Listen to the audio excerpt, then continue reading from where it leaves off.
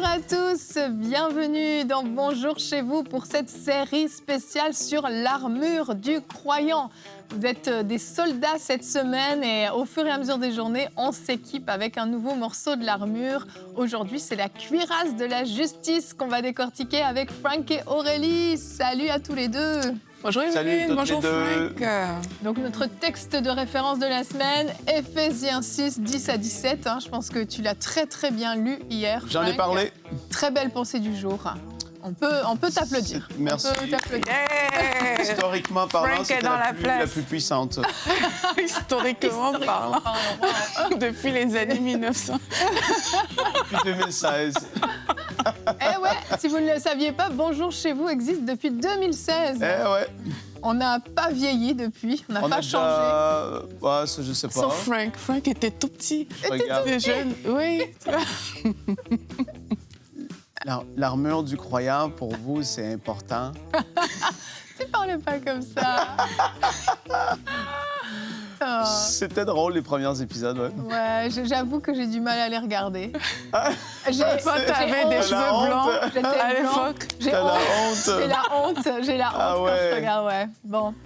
Bah, je me dis, on a évolué, c'est bien. Ouais. On va de gloire en gloire. Ouais. Et dans 10 ans, si Bonjour chez vous demeure pendant 10 ans encore, on pourra regarder et dire waouh. Sûrement, 10 ans encore, Ouais, tu crois? j'imagine. Si Aurélie On sera continue vieux. à être là, sur le plateau, avec ses manches bouffantes, tu peux nous montrer un peu tes manches? En fait, la cuirasse, c'est là, mais moi, j'ai insisté ici. T'as mis un équipement supplémentaire. Je suis pas sûre qu'à la guerre, ça l'aurait aidé. Mais t'es très belle. T'es très belle. il est beau. En tout cas, aujourd'hui, on parle de ça. Et Frank, tu nous diras qu'est-ce qu'il faut faire quand la cuirasse est fissurée par le péché non confessé. Une rubrique réponse d'experts très spécifique comme tu les aimes.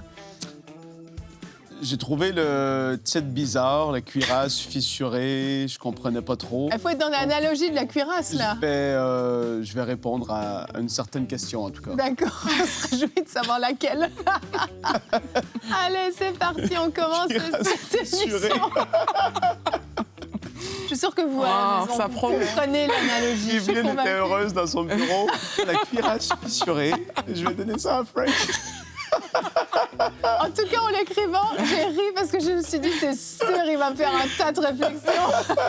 Allez, c'est parti pour la pensée du jour.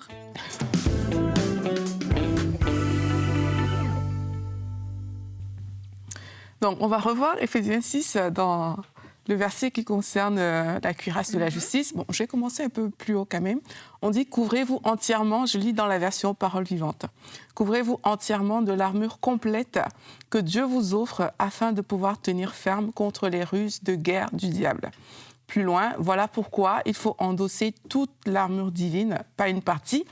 Et il dit au verset 14, « Soyez donc prêts au combat, debout et ferme, que la vérité soit votre ceinture, et mettez la justice comme cuirasse. » Dans d'autres versions, revêtez-vous de la cuirasse de la justice.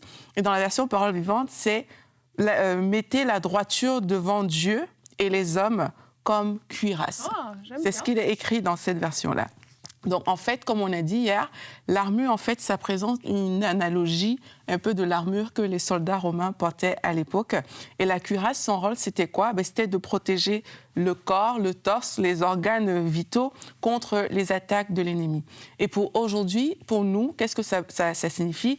Il y a une protection aussi de notre cœur, une protection de nos émotions, une protection de nos pensées, une protection des désirs de notre âme contre les flèches de l'ennemi.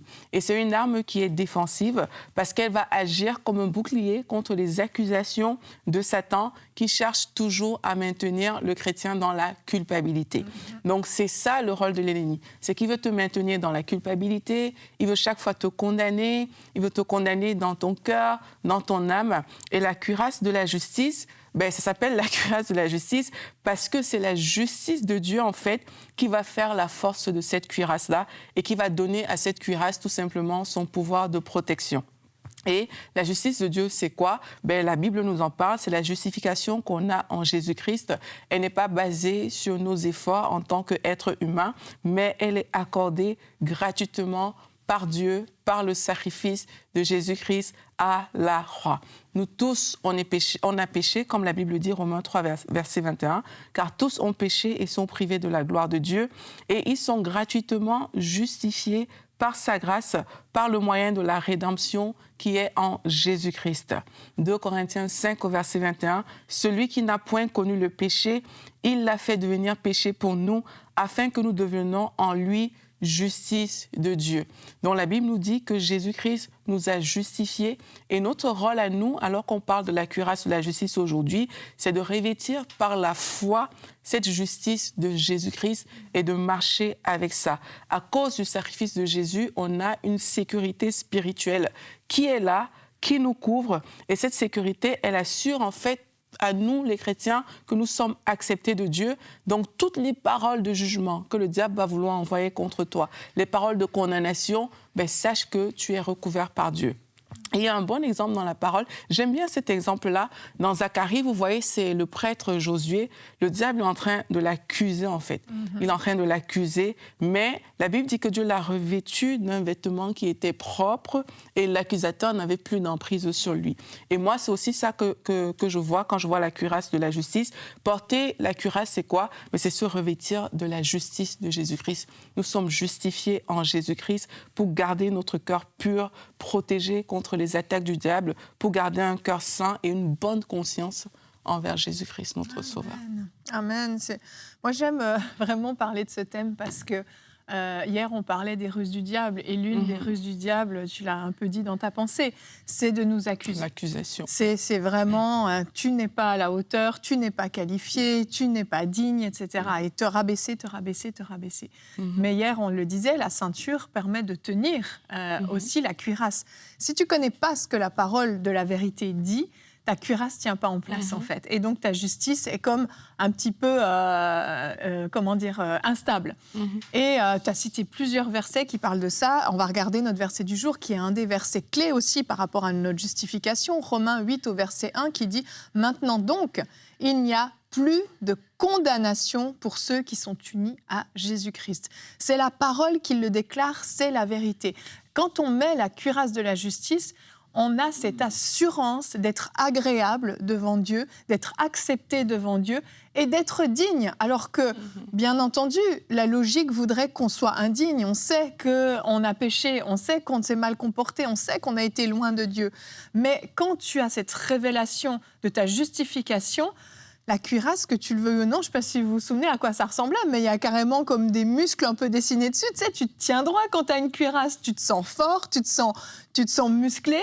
Il y a une assurance, en fait, qui va avec cette cuirasse. Il s'agit bien sûr de nous protéger, de protéger notre cœur de toutes les attaques de l'ennemi qui vient avec ses mensonges d'accusation. Mais il y a aussi vraiment cette notion d'une assurance, d'une fermeté. Quand le diable vient t'accuser, tu sais qui tu es, tu connais ta justice, tu n'as même pas besoin de combattre, en fait. Ça ne t'atteint pas parce que tu connais ton identité. La cuirasse musclée, c'est le reflet de ce qui est vraiment là dans la vraie vie. Ah, c'est parce que c'est des soldats qui ont des muscles. Merci, Frank, de le préciser. Tu veux dire que si moi je mets une cuirasse, il n'y aura pas des abdos, des beaux abdos dessinés? Peut-être que oui. Ne doute pas de ma ceinture abdominale, Frank. Non, j'en doute pas. De grossesse et la taille est toujours là. Quand on parle de notre justification en Jésus, comme tu l'as fait, Aurélie, Evelyne aussi, et qu'on le rappelle continuellement. Paul, quand il l'écrivait, et c'est lui d'ailleurs qui, j'ai envie de le dire comme ça, je peux pas... En tout cas, à ma connaissance, c'est lui qui met de l'avant le plus dans le Nouveau Testament la justification que nous avons reçue en Christ. Et c'est comme si, dans plusieurs de ses lettres, ou quasiment dans tous, il y avait cette notion d'éventuellement notre justification, mais il la mettait tellement de l'avant, ça faisait partie vraiment de son identité d'être humain. Oui. Ça fait partie de qui tu es. Et même nous, on en parle dans les émissions. C'est des passages ou c'est des thèmes qu'on revient dessus régulièrement parce que le fait de s'entretenir de cette vérité, qu'en lui, en Jésus, nous sommes devenus justice de Dieu, le fait de te le dire, de te le rappeler, que ça soit continuellement dans tes pensées, fait qu'en effet, tu commences à te comporter véritablement comme étant la justice de Dieu, en fait. C'est vrai. Et tu vas remarquer que même certains prédicateurs, je ne peux pas en faire une généralité absolue non plus, mais beaucoup qui vont arrêter de prêcher la repentance, la sanctification, la sainteté, qui ne vont pas mettre de l'avant ces choses-là, tu viens qu'il y a un laisser-aller. Il y a un fait de... Tu viens que la crainte de Dieu, elle est de moins en moins présente dans ta vie. Tu viens que tu te dis, ben, en effet, oui, il y a la grâce de Dieu, elle surabonde, c'est vrai, mais tu commences à vivre d'une façon qui est un peu plus libre de tout ça. Mais le fait qu'on en parle et qu'on le remette de l'avant aujourd'hui, et qu'on se rappelle que c'est pas à cause de quoi que ce soit qu'on aurait pu faire qu'on est devenu la justice de Dieu, mais c'est à cause de sa grâce et que Jésus, ce qu'il a accompli. Le fait de se rappeler de ces vérités font que tu te dis, ben ouais, en effet, le diable, on se rappelle que là, l'armure du croyant, c'est dans la notion d'une guerre, parce que même les versets 10, comme on l'avait lu, jusqu'à 14 à peu près, il énumère les principautés, princes de ce monde, les dominations qui sont là. Il y a une attaque qui se fait contre toi qui regarde cette émission. Il va y avoir, à un moment donné, une attaque contre ta vie, contre même, dans le sens spirituel, une attaque qui va venir contre toi pour te déstabiliser. Et si tu comprends pas qui tu es, vraiment, tu vas te faire avoir. C'est comme si il manque ce morceau-là, et tu l'as dit hier à la fin de l'émission, aujourd'hui on en reparle, les organes vitaux qui sont là, t'as pas cette cuirasse qui est là, c'est vraiment compliqué parce qu'il va vouloir atteindre directement ton identité de qui tu es. Et toi, tu vas te dire, je suis un pauvre, misérable pécheur pourquoi est-ce que Dieu m'aimerait? Pourquoi est-ce que si... Et là, tu dis, non, le diable vient avec une pensée. Il vient avec avec un trait enflammé qu'il va vouloir lancer. Mais là, soudainement, ça tape la cuirasse. Bam! Parce que tu dis non, Satan, tu ne m'auras pas. Je suis la justice de Dieu en Jésus-Christ. À cause de ce qu'il a fait, je peux me tenir devant lui. À cause de... Et là, tu marches véritablement, comme on l'a dit, dans un style de vie, dans une compréhension, une connaissance de qui tu es. Et donc, cette armure, elle est là sur toi. Elle fait partie de qui tu es.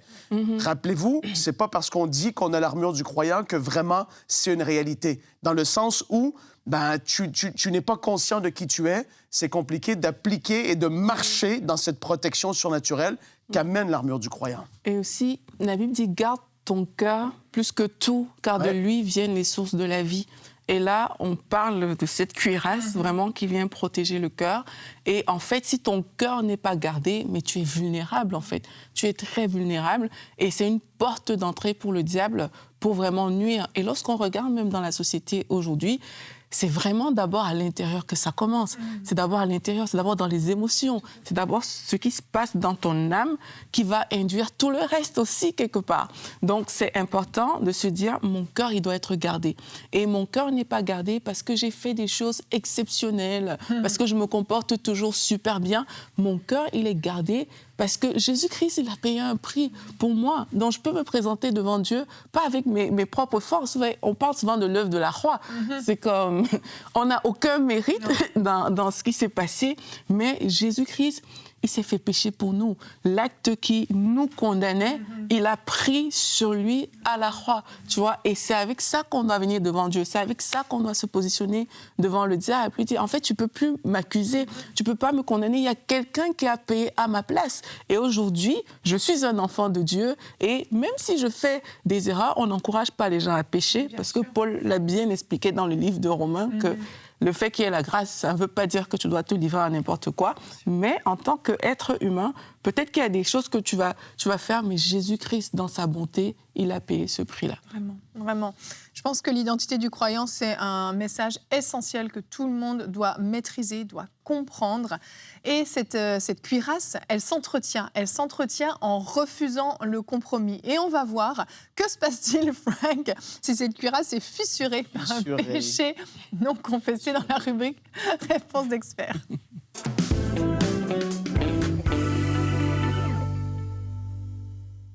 Bon, je ne sais pas si c'est comme ça que ça marche. Tu fais un péché, soudainement, elle fissure. Je ne sais pas si... Mais l'idée, la notion, elle est là de... On comprend le principe de la question. Je fais confiance. Là, on a parlé de la cuirasse de justice. Là, je vais ça en fait partie, parce qu'on a parlé de notre identification en Jésus, le fait qu'à cause de son œuvre, de notre foi en ce qu'il a fait, nous sommes devenus la justice de Dieu. Donc, cette cuirasse, elle est là sur nous. Maintenant, juste le principe de qu'est-ce qui arrive, c'était quoi la question? Autre la partie cuirasse, c'était... Un péché non confessé. S'il y a un péché non confessé, qu'est-ce que ça amène dans la vie du croyant? Parce que, bon, la cuirasse, elle est là, mais... Allez, laisse la cuirasse, c'est bon. Un péché non confessé, ça amène quoi dans la vie du croyant? Déstabilisé par la question. Non, c'est juste, j'essaie de la contourner. Vas-y. Il se passe quoi si on a péché, qu'on n'a pas mis à la lumière? Et tu confesses pas et qu'on met pas à la lumière. C'est ça, vas-y. C'est délicat, parce que premièrement, ça va amener différents points. On va en avoir, je crois, à peu près 6 ensemble. Premièrement, la première des choses que ça va faire, c'est que si tu ne confesses pas un péché, c'est que premièrement, tu es en train de désobéir à ce que Dieu nous demande de faire dans sa parole. Première des choses, on est dans la désobéissance. 1 Jean 1,9, ce passage, il y a des souvenez-vous de ce que j'ai dit. Ceux qui arrêtent de méditer, d'entendre la parole, qui arrêtent de comprendre ces fondements tellement importants, ils se font avoir et tôt ou tard, ils viennent qu'à se faire avoir par le diable. On va le voir plus tard dans la réponse. 1 Jean 1,9, c'est un passage que tu dois connaître, pouvoir citer, parce que tu sais ce que dit la parole à ton sujet et tu comprends la grâce de Dieu qui est toujours là, disponible pour toi, même si tu as péché. Justement, le diable va vouloir venir et te condamner, amener des accusations, et toi, tu dis non. Si nous reconnaissons nos péchés, là, je lis d'une autre version. Normalement, la seconde 1910 dit quelque chose. J'aime citer la 1910, mais là, je lis la seconde 21. Si nous reconnaissons nos péchés, tu reconnais que tu as péché, il est fidèle et juste. Et par conséquent, il nous pardonnera nos péchés, il nous purifiera de tout le mal que nous avons commis. Première des choses, c'est que tu dois juste obéir à la parole de Dieu. Si tu reconnais que tu as péché, si tu as péché, confesse, va vers ton Père céleste, demande pardon. Et il dit que lui, il va effacer cette chose. Et vous allez voir que c'est tellement important. Deuxième chose, parce qu'en marchant volontairement dans le péché, souvenez-vous de la question, on enlève la cuirasse. Si tu ne confesses pas un péché, qu'est-ce que ça fait? Parce qu'en marchant volontairement dans le péché et en faisant en sorte que tu sais que tu as fait cette chose et en demandant pas pardon, tu ouvres la porte aux attaques de l'ennemi, tu joues sur son terrain de jeu et un péché va ouvrir la porte à un autre. Et tu vas venir qu'à te familiariser avec le ressenti que tu peux avoir. Tu vas venir que tu dis, j'ai fait ça, je sais que c'est mal. Puis il n'est pas rien arrivé, la foudre ne m'est pas tombée dessus, je ne suis pas tombé mort, je ne suis pas... Non, OK, là tu dis, OK, finalement, je peux m'en sortir, c'est pas si mal. Et t'en fais un autre. Tu refais la même chose, et tu refais la même chose. Qu'est-ce que ça... Tu t'ouvres à ce que tu vas graduellement avoir une foi qui va être déstabilisée par le fait de croire que finalement, c'est pas si grave. Et vous allez voir, même Paul en parle. Il a vu des gens faire naufrage par rapport à la foi. Il y a des personnes qui ont minimisé le fait de pécher et de vivre dans le péché sans confesser ces choses, sans avoir un cœur qui est vraiment repentant. C'est-à-dire, j'ai plus envie de vivre comme ça, Seigneur. Je me repens de ça. Je veux plus ça. Les gens qui sont pas dans cette attitude, ça devient de plus en plus dangereux parce que les semaines passent et après les mois vont passer et après des années vont passer. Et puis tu vas commencer à comprendre que tu es en train de t'éloigner de ceux qui marchent avec Dieu, qui ont la crainte de Dieu. Tu commences à tourner le dos à ça parce qu'eux, ils marchent d'une certaine manière. Et toi, c'est comme un miroir et toi, tu sais que tu fais le contraire. Et tu sais que si tu es avec eux, tu vas te sentir un peu coupable, tu vas commencer graduellement à t'éloigner de ceux qui marchent avec une crainte de Dieu. Puis Dieu, doucement, tranquillement, parce que c'est comme ça que le diable fait. Il ne va pas être brutal, mais doucement, Dieu devient une partie de ta vie. Il n'est plus ta vie, celui pour qui tu vis.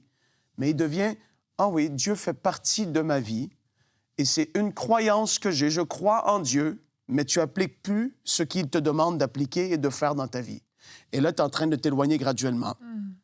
Puis après ça, Il n'est plus ton Seigneur, en fait, pas du tout. Jésus n'est pas juste ton sauveur, mais souviens-toi, et c'est pour ça qu'on le prêche à EMCI dans toutes nos émissions, Prière inspirée, à table avec Annabelle, face à face, peu importe le nom de l'émission. Jésus est ton sauveur, mais il devient ton Seigneur. Et là, tu sors de la dimension de la seigneurie où est-ce qu'il te dit quelque chose et tu fais cette chose par amour pour lui. Parce que tu l'aimes tellement, tu as donné ta vie, tu as renoncé à ta vie dans le sens où je fais ce qu'il me dit. Et là, tu t'éloignes de cette dimension. Et là, je vous le dis, c'est pas juste des paroles que je suis en train de prononcer, c'est des réalités que nous avons vues, des personnes s'éloigner de Dieu comme ça, parce qu'ils ont cru des mensonges et doucement, ils se sont fait isoler, parce que le diable, c'est ça qu'il va faire, il va t'amener d'autres amis, mais qui ne vont pas t'amener dans la bonne direction. Ils ne seront pas des amis qui vont vouloir te garder sur le bon chemin. Et donc, la question, c'est qu'est-ce qui arrive quand il y a un péché qui n'est pas confessé? Ça paraît petit au début, mais tu vois les conséquences et jusqu'où ça peut t'amener si tu ne traites pas cette chose avec sérieux. Et doucement, tu te détournes de la foi progressivement. Troisième chose, le fait d'avoir un péché qui est là, non confessé, va te garder dans cette dimension de la honte qui va faire que tu vas, encore là, ne plus vouloir t'approcher de Dieu avec assurance. Le fait d'avoir un péché non confessé va amener une dimension de honte dans ta vie. Et ça, c'est extrêmement dangereux parce que du moment que tu perds ta confiance en qui tu es, on parlait de la cuirasse de la justice, nous sommes devenus la justice en lui. Je le répète parce qu'il faut que ça devienne, il faut que ça soit en toi. Et même que si tu es là, tu as des jeunes enfants à la maison, que tu puisses en parler. On a été pardonné, pas parce qu'on le méritait. Tu dis le nom de ton enfant. Tu expliques le salut. Tu te le rappelles à toi-même. C'est juste par la grâce de Dieu. Et aujourd'hui, devant Dieu, j'ai été justifié. Et j'ai cette cuirasse de justice, pas à cause que je le mérite, mais parce qu'il a été tellement bon qu'il m'a revêtu de cette cuirasse. Et aujourd'hui, je choisis de marcher dans cette dimension de je suis la justice de Dieu. Et je ne peux pas me permettre d'être dans la honte alors que mon Père céleste veut m'accueillir bras ouverts. Quatrième chose, ta délivrance. Et là, si tu tolères un péché non confessé, tu vas voir que qu'est-ce qui va arriver? Tu peux être un chrétien et aimer Dieu, mais être pris avec une chose dans ta vie dont tu aimerais être libre. Le fait de confesser ton péché, c'est un signe d'humilité qui va mettre à la lumière cette chose, qui va faire qu'elle va perdre de son emprise.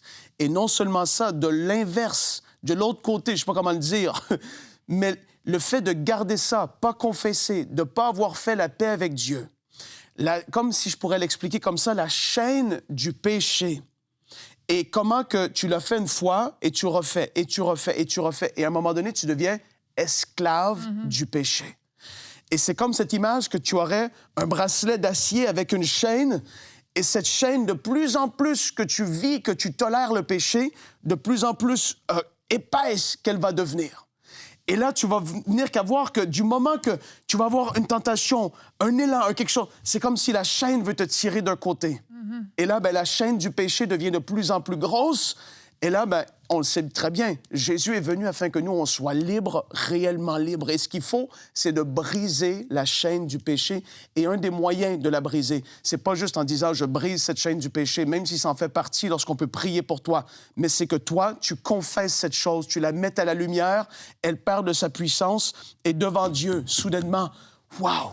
Il y a un élan de foi qui remonte en toi. Et la chaîne du péché doit être brisée. La cinquième chose, j'ai parlé de la honte, mais je le rattache à la perte d'assurance.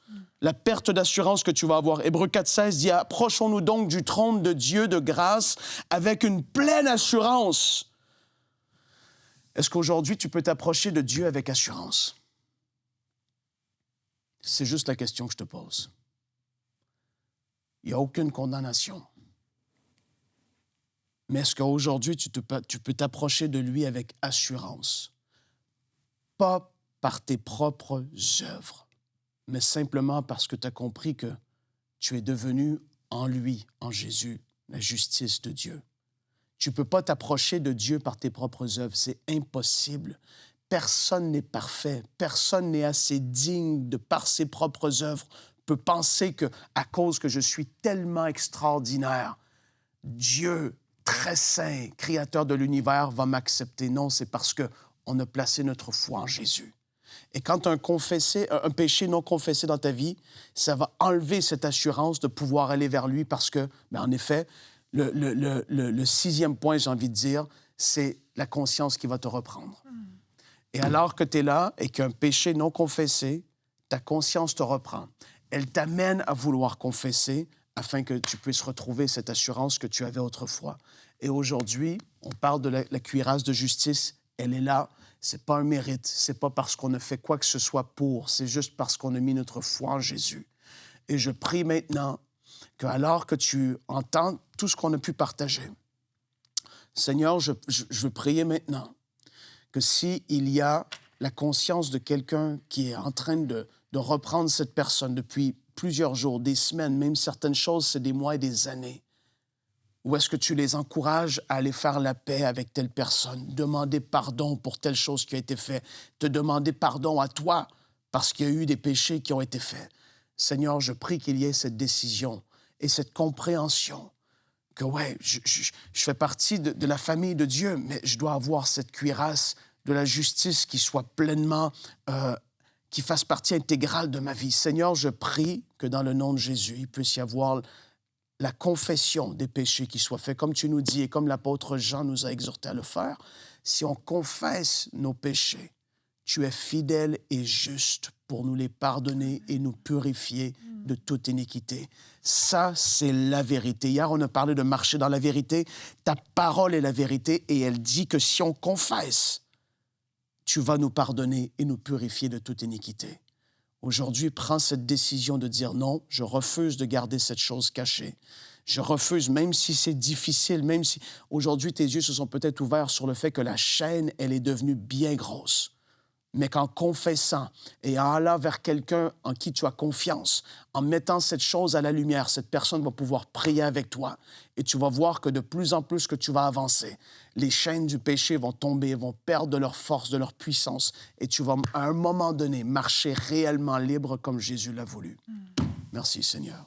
Amen. Amen. Amen. Merci Frank. C'était profond et tellement important. Je crois qu'il y a des gens à la maison là, qui ont compris des choses et mettez en pratique ce qui a été partagé. N'ayez pas seulement le cœur qui brûle là quand vous écoutez cette rubrique et ne vous arrêtez pas là. Allez plus loin, mettez en pratique. Si vous devez confesser, eh bien, vous pouvez soit aller voir votre pasteur, un frère, une sœur de confiance dans l'Église, quelqu'un en qui vous avez confiance, quelqu'un qui ne vous jugera pas, mais qui pourra vous aider, qui priera avec vous. Et oui, cette chaîne peut tomber, aussi grosse soit-elle, cette chaîne peut tomber. Yes. Parce que Jésus-Christ nous a libérés, nous a rendus libres de l'esclavage du péché. Merci Seigneur. Eh bien, cette cuirasse de justice est bien solide et pas fissurée. Merci Frank. En effet. Tu as pleinement répondu à la question. Tu as parlé de la perte d'assurance. T'as parlé... Quand tu vas au combat avec une cuirasse fissurée, je peux t'assurer que tu n'as pas la même assurance que si elle est bien solide. Hein.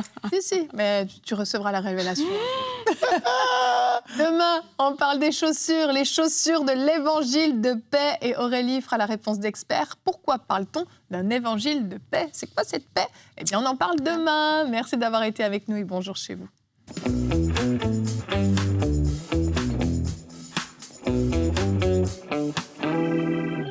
Moi, c'est Alice. Vraiment, je bénis le Seigneur parce que j'avais des douleurs du côté gauche ici, en bas de mon sein. Alors, c'était pas dehors, mais dedans, comme si c'était les poumons ou bien le cœur. Ça fait au moins 1 mois. Des douleurs atroces à tel point que du côté gauche, je ne pouvais pas bien dormir. Tout ce que je mangeais, je buvais, ça faisait toujours mal, très très mal. Mais la nuit de la percée, le Seigneur a fait des miracles pour moi. Les lives qu'on a fait ces derniers, c'était les 10 janvier, c'était même les jours de mon anniversaire. Alors, j'ai eu ma guérison. Jusqu'aujourd'hui, je dors bien. De ce côté-là, même gauche, droite, je dors bien. Il n'y a plus de douleurs. Les douleurs sont parties et je suis guérie. À tel point que quand la nuit de la percée passée, en suivant, j'ai vu une vision. Le Seigneur me montre que je vais témoigner. C'est pourquoi j'ai dit que je témoigne parce que le Seigneur m'a guéri. Il m'a guéri beaucoup de choses. Merci vraiment pour tout le travail que vous êtes en train de faire pour nous, le service. Vous êtes les cadeaux de la part de l'Éternel pour moi et pour ma maison. Au nom de Jésus, merci. Amen. Waouh! Qu'est-ce que le Seigneur est bon! N'est-il pas merveilleux notre Dieu? Lorsqu'on entend ce genre de témoignage, on ne peut que le bénir, on ne peut que le remercier. Et je veux prendre aussi le temps de dire merci à vous tous, chers partenaires, parce que c'est une œuvre collaborative.